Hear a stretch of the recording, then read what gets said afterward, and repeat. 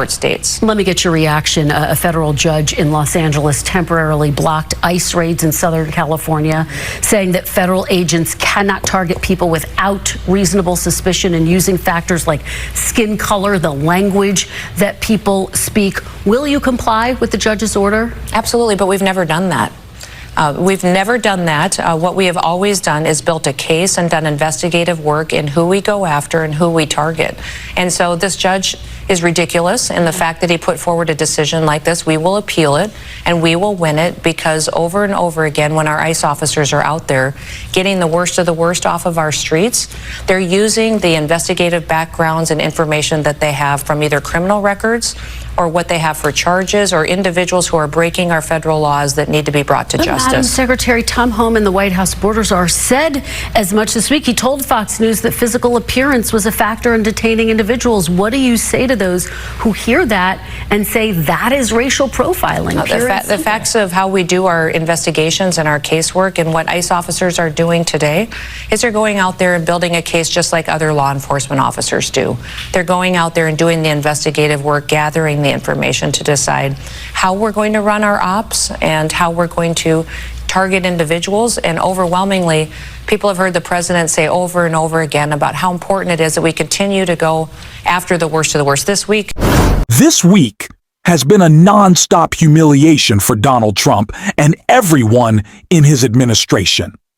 And J.D. Vance just got in on the action because during a family visit to what should be the happiest place on earth, J.D. Vance had a very unhappy time getting booed, protested, and mocked to his face at Disney during a trip in California. We're going to get into it all. But before we do, if I could quickly ask you to leave a like on this video, and if you haven't already, and you enjoy our channel, to hit that subscribe button, because it goes a long way in supporting our work. Now, you would think that Vance visiting California, most of the boos and protests would be coming from Democrats. But right now, that is not the case. With MAGA freaking out over an Epstein scandal that J.D. Vance is just as involved in as Donald Trump, Pam Bandy, and Kash Patel. And part of the reason he was booed starts with what Tucker Carlson had to say right here. We knew that. But the fact that the U.S. government, the one that I voted for, refused to take my question seriously and instead said, case closed, shut up, conspiracy theorist, was too much for me. And I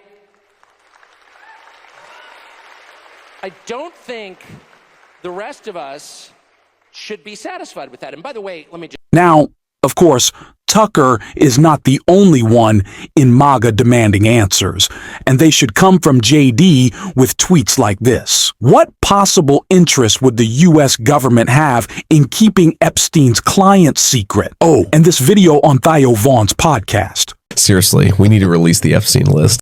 So J.D. Vance, like everyone in MAGA world, pushed Epstein conspiracy theories, and now they're coming back to haunt him. He's more focused on 2028 than today, and Trump has screwed him over repeatedly. From the Iran war to casting the tie-breaking vote on Trump's big ugly bill, J.D. is stuck defending scandals.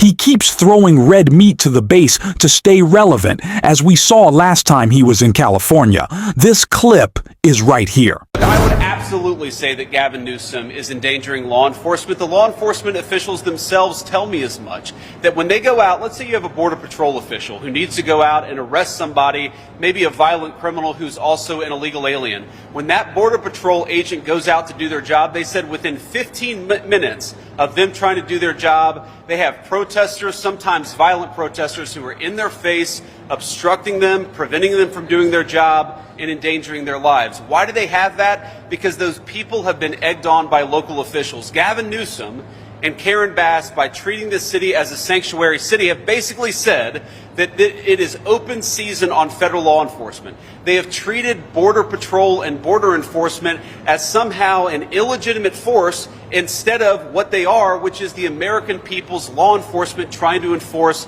the American people's laws. So when Gavin Newsom encourages violence and rioting, when he encourages people to get in the face of our great Border Patrol officers, he is absolutely endangering the lives of federal enforcement. He's absolutely endangering the lives of mothers and daughters and fathers and sons who have been sent here to do a simple thing: enforce the law.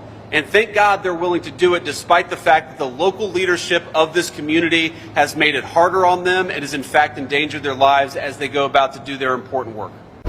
J.D. Vance saying that Gavin Newsom was instructing people to beat up cops when he has defended every action Donald Trump took on January 6th and is part of the administration that pardoned 1,500 cop beating insurrectionists.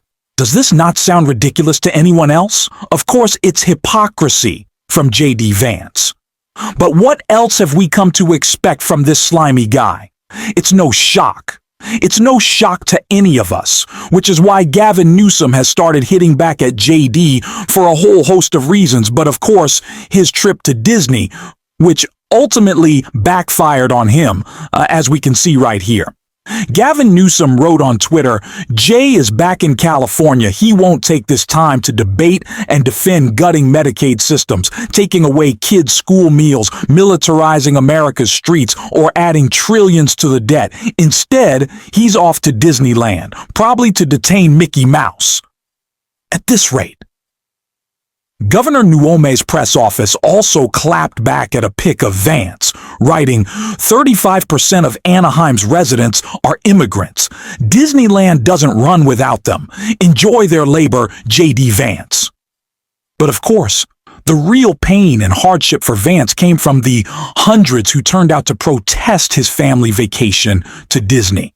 After news that Vice President J.D. Vance had a family visit planned to Disneyland, hundreds of people turned out to protest his trip to the happiest place on earth. While Trump's administration's immigration policies result in ICE raids across L.A., "No family vacation while we deal with family separation," read one sign, a protester adorned with Vance's face. Protesters gathered outside the nearby Grand Californian Hotel where the vice president and his family were staying, waving flags and chanting.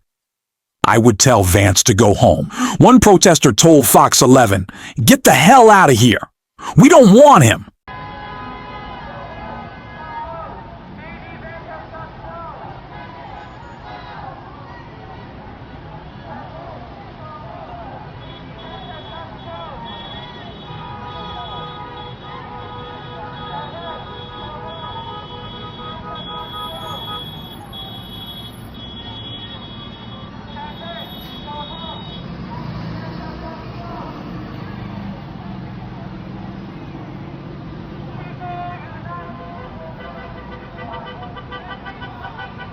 I mean, what are y'all doing right there?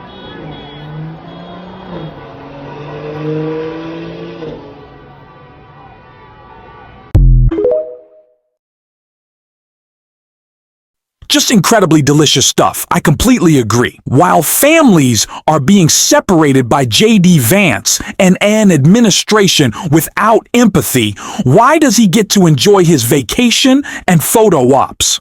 These policies are evil and must be called out. We saw some of that from Christina on Meet the Press this morning, grilled for illegal ICE raids and ignoring Texas flooding. This clip is right here.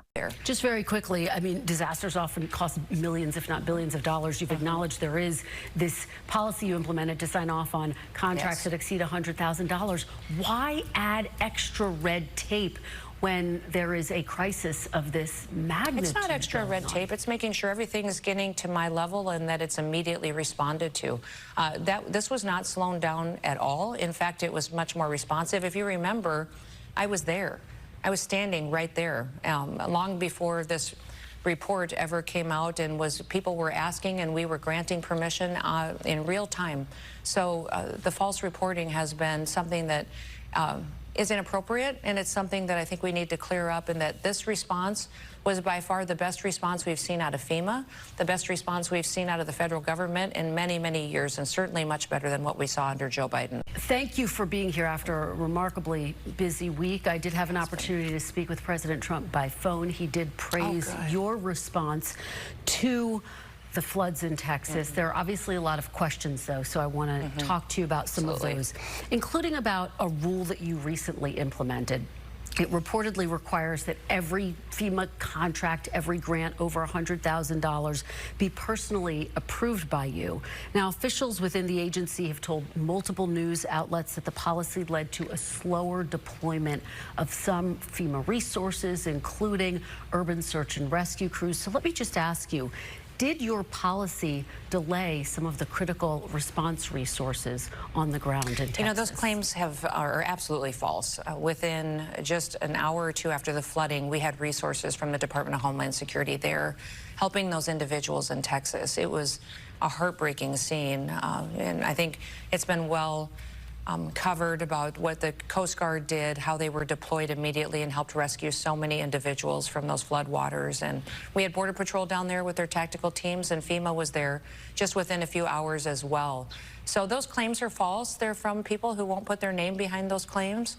And those call centers were fully staffed and responsive. And this was the fastest, I believe, in years, maybe decades, that FEMA has been deployed to help individuals in this type of a situation. Well, let's drill down a little bit. I know there were resources that were deployed, but I think the question revolves around, were all of the necessary resources deployed? According to reports, multiple FEMA officials said you didn't approve the deployment of these FEMA search and rescue teams until Monday, which was 72 hours after the floods started. Nope, they were deployed immediately as soon as they were requested. And I think what matters the most here is what the local officials on the ground say and what their feedback is. You know, I was there that very morning, and that afternoon when the flooding was happening, and was with those emergency responders right away, with the governor, with Nim Kidd, who's running the state's response. And every one of them will tell you that they got everything that they needed when they asked for it immediately, and that they've never seen a federal government respond in support of a state's management of a disaster situation like this. So those claims, I don't know who's making them out of FEMA.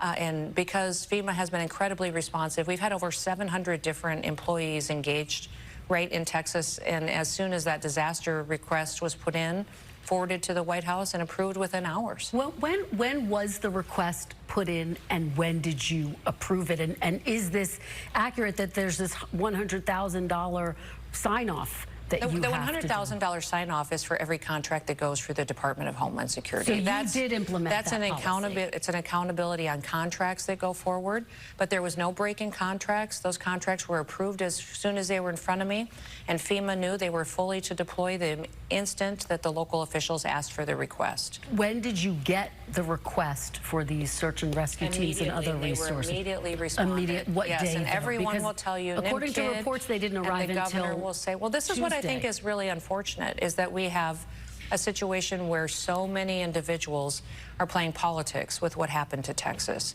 And the governor and the emergency responders on the ground, the mayor of that city, the judge in that county who has some authority over emergency response, every one of them said, as soon as we asked for help, they were here. The federal government was here. And we didn't just deploy FEMA. We deployed our Coast Guard and BORTAC teams. Border Patrol was amazing.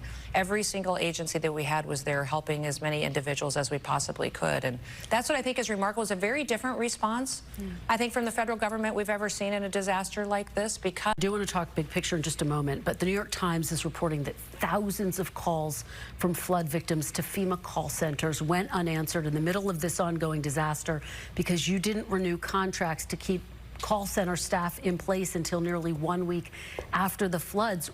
Why did it take so long to extend those contracts? It's just false. Those contracts were in place. Nobody, it didn't take 5 days? No employees were off of work. Every one of them was answering calls.